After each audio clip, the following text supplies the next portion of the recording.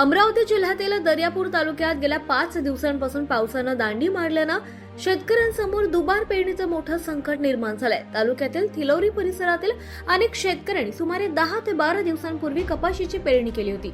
सुरुवातीला पिकाची उगवण चांगली झाली, मात्र त्यानंतर पाऊसच न झाल्यानं कपाशीची कोवळी रोपं पाण्याअभावी कोमेजू लागली।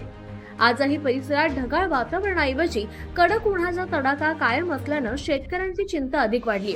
वेळेवर पाऊस न झाल्यास उगवलेले पीक पूर्णपणे नष्ट होण्याची भीती व्यक्त केली जाते। त्यामुळे अनेक शेतकऱ्यांनी हताश होऊन शेकडो हेक्टरवरील कपाशीच्या पिकावर ट्रॅक्टर फिरवत दुबार पेरणीची तयारी सुरू केली आहे। दुबार पेरणीसाठी बियाणे, खत, मशागतीचा अतिरिक्त खर्च करावा लागणार असल्यानं शेतकरी मोठ्या आर्थिक संकटात सापडलाय। या गंभीर परिस्थितीची प्रशासनानं तातडीने दखल घेऊन बाधित शेतीचे पंचनामे करावेत, तसंच नुकसानग्रस्त शेतकऱ्यांना त्वरित आर्थिक मदत जाहीर करावी अशी मागणी परिसरातील शेतकऱ्यांनी केली आहे।